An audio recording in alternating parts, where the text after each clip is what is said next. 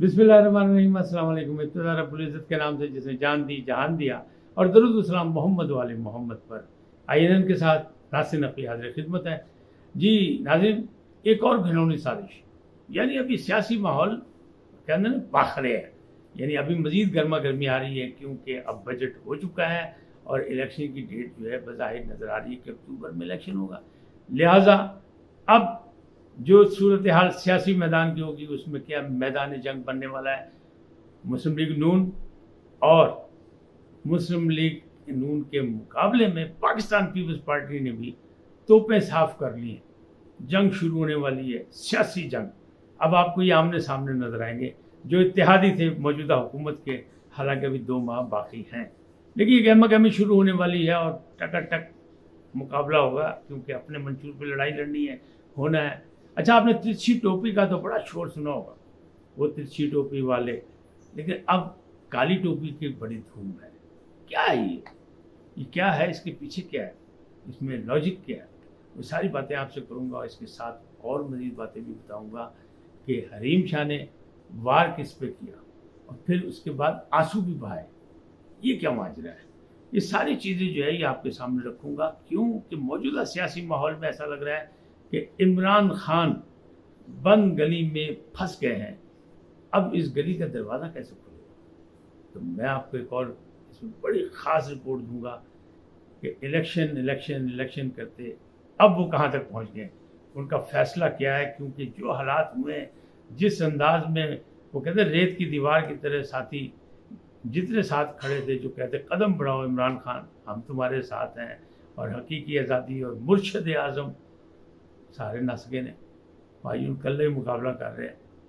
तो ये सारी तफसीलात आपको बताता हूँ, लेकिन पहले आपसे दरख्वास्त है INN को सब्सक्राइब करें, लाइक करें, घंटी का बटन दबाना न भूलें, और अपनी कीमती राय का इजहार अपनी रवादारी और बर्दाश्त के साथ दें, इसलिए कि अभी सियासी माहौल में हमने और आपने भी अपना अपना किरदार अदा करना है। नाज़रीन, तिरछी टोपी बड़ा शोर था, एक इंडियन फिल्म थी, उसमें गाना था, बड़ा मशहूर हुआ था और नसीरुद्दीन शाह पे तो बड़ा। लेकिन अब काली टोपी का धूम है, क्योंकि आज यानी आज नहीं कल, क्योंकि रिकॉर्डिंग जिस वो कर रहा हूँ आप तक पहुँचेगी, ये कल पहुँचेगी, यानी आज आपका आज नहीं है, ये गुज़िश्ता कल है, कि जब इमरान खान साहब गए इस्लामाबाद पेशी के लिए, तो उनको फिर वही टोपी पहनाई गई। हालांकि अब कोई लाम लश्कर नहीं है, कुछ नहीं है, क्या है। इतना अफसोसनाक बात है कि एक साबिक वज़ीर आज़म को, चाहे वो जो भी अभी तक इल्ज़ाम है, अभी मुजरिम नहीं है, मुलजिम है, उसको जिस अंदाज में पेश किया जाए, तो किसने ये मशवरा दिया, कौन नादान दोस्त है जिनको टोपी बाल्टी जैसी काली टोपी पहनाई जाती है। आज तो उसके ऊपर छतरी भी थी, आप ये सोचिए गर्मी की वजह से, एक तो उसके अंदर गर्मी लगे, ऊपर से भी छतरी की चीज़ नहीं, तो साया भी चाहिए। और दाएं बाएं जो लोग थे, तो ऐसा लग रहा है उस हजूम में, क्योंकि बाकी हजूम तो है नहीं, कि अगर खुदा न खास्ता कोई वहाँ मिस हैप हो जाए और दौड़ लग जाए, तो इमरान खान साहब तो भाई काली टोपी तरह दौड़ भी नहीं सकेंगे, जिस तरह दौड़ लाई थी इन्हें साढ़े यार ने, अपने फवाद चौधरी साहब ने, वो तो बच गए सब।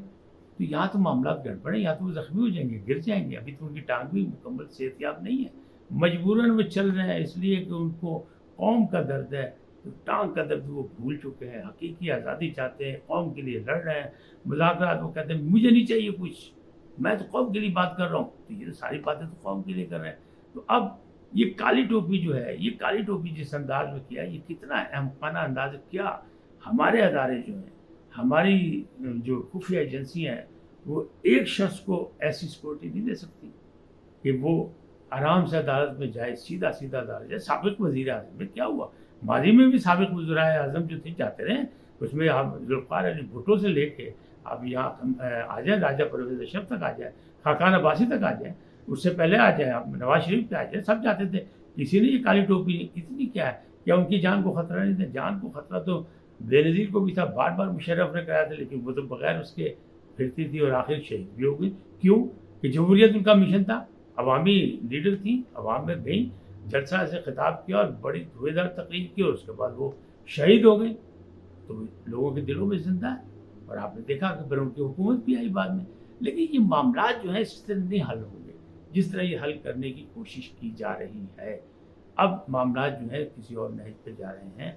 अब मामला जो है जिस अंदाज में आगे चल रहे हैं, उसमें यही है कि जो गिरफ्तारियाँ हुई हैं, 9/11 माफ़ी नहीं हो रही, 9/11 پہ بڑی سختی ہے. 9/11 کے جو فیصلے ہیں وہ آرمی کورٹ میں چلیں گے اور بعد میں آپ اپیلیں کریں جو بھی کریں وہ ہوگا, لیکن فیصلے جو ہیں میں نے آپ کو پہلے بھی کہا چند دنوں کی بات ہے, ہفتہ 10 دن کی بات ہے, فیصلے آنے شروع ہو جائیں گے اور پھر آپ کو پتہ لگے گا. کیوں یہ جو 1952 کا کیس ہے اس میں پہلے بھی کہہ چکا ہوں, بار بار کہہ رہا ہوں کہ عمران خان صاحب کے دور میں بھی ہو چکا ہے کہ 25 لوگوں پر اس میں مقدمے چلے تھے آرمی کورٹ میں, اور اس میں سے کئیوں کو 18 سال قید ہوئی اور 3 کو سزائے موت بھی ہوئی تھی.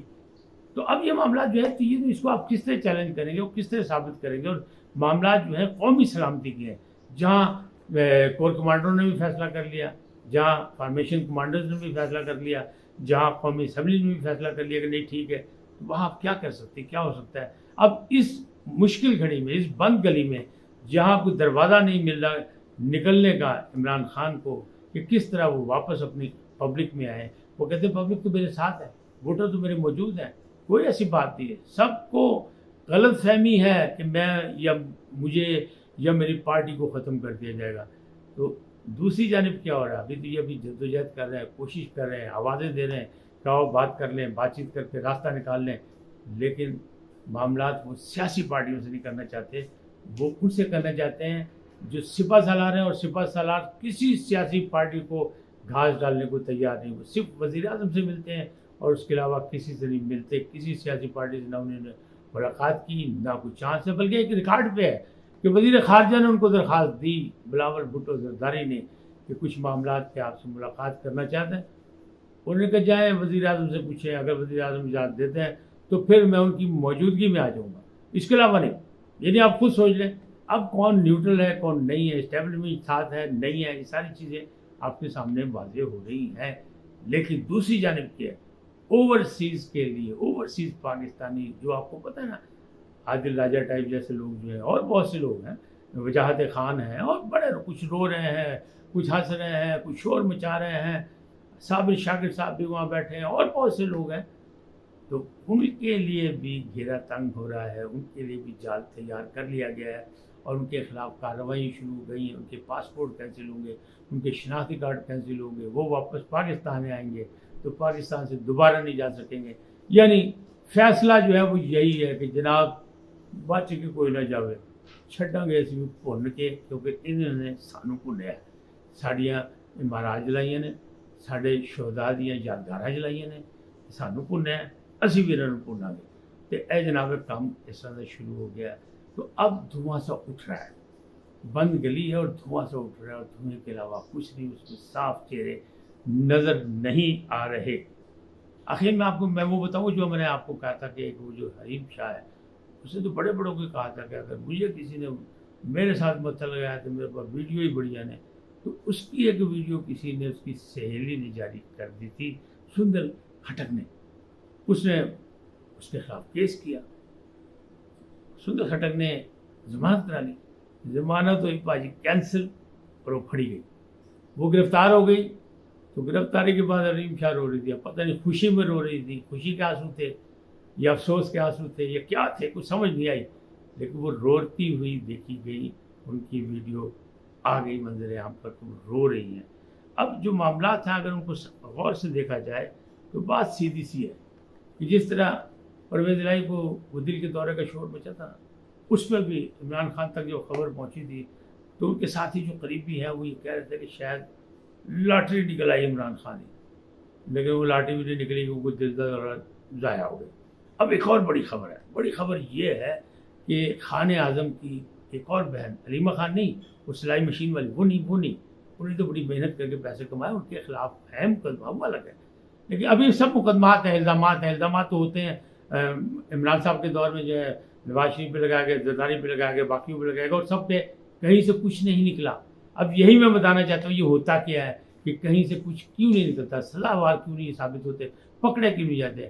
وہاں یہ ہوتا ہے کہ جو ابتدائی رپورٹ ہوتی ہے نا FIR, وہاں کوئی نہ کوئی سکم چھوڑ دیا جاتا ہے. اب ایک FIR درج ہوئی ہے عظما خان کے خلاف کہ انہوں نے عثمان بزدار کے دور میں لیا میں کناروں زمین لی ہے, اور وہ لی ہے اربوں کی زمین, کروڑوں میں لے لی, 13 کروڑ میں لے لی, 6-7 ارب کی زمین تھی. اس پہ مقدمہ ہوا ہے جعل سازی کا ڈاکٹر عظما خان کے اور ان کے خامد پر. لیکن لطیفہ کیا ہے, मुझे सुकम की बात मैं कर रहा हूँ, जिसकी वजह से रिजल्ट नहीं निकलता, जिसकी वजह से किसी को सज़ा नहीं मिलती, और ये हर दौर में होता है।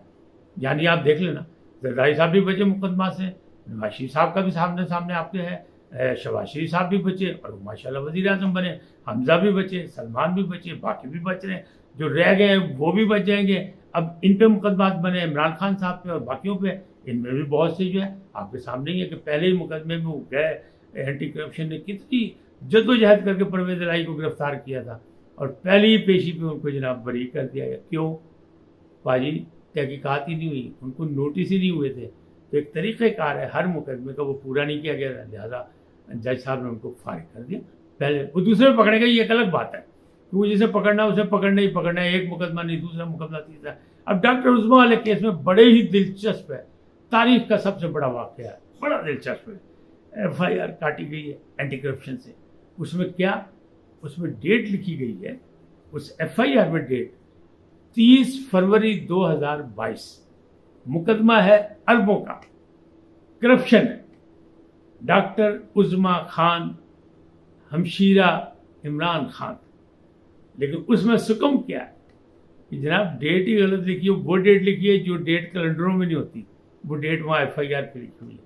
तो इस किस्म के सुकम होते हैं, लिहाजा कोई हल नहीं निकलता, वरना होना यही चाहिए। जब एहतसाब का अमल चलता है, जब बातें होती हैं, जब मुकदमात बनते हैं, कोई भी हुकूमत हो, कोई भी हुक्मरान हो, जब वो अपने मुखालिफ, तो फिर इस तरह साबित होता है ना कि ये सारी इंतकामी कार्रवाई है और ये दुनिया को दिखाने के लिए या आवाम को मुतमईन करने के लिए, जैसे इमरान खान साहब कहते थे या वो कहते थे, नवाज शरीफ साहब कहते थे या आसिफ ज़रदारी।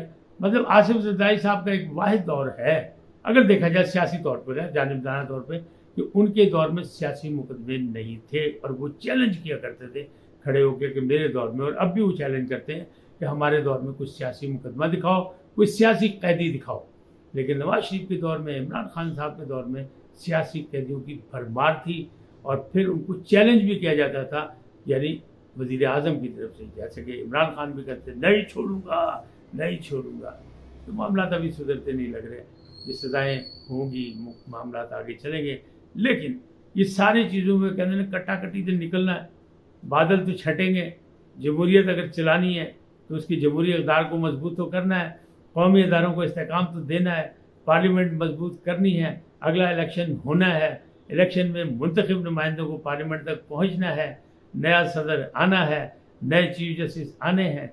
तो बस उम्मीद रखनी चाहिए अच्छे की, मुस्बत सोचना चाहिए, नेगेटिव को छोड़ दे। बहुत हो गया 75 साल हमने नेगेटिव मनफी सोचों को दफन कर दे, दरियाबुर्द कर दे। आज इतना ही, फिर मिलेंगे नए मौजू के साथ। जाते जाते आपसे दरख्वास्त, INN को सब्सक्राइब करें, लाइक करें, घंटी का बटन दबाना ना भूलें और अपनी कीमती राय का इजहार अपनी शख्सियत के मुताबिक दें। अल्लाह आपको सलामत रखे, अल्लाह निगहबान।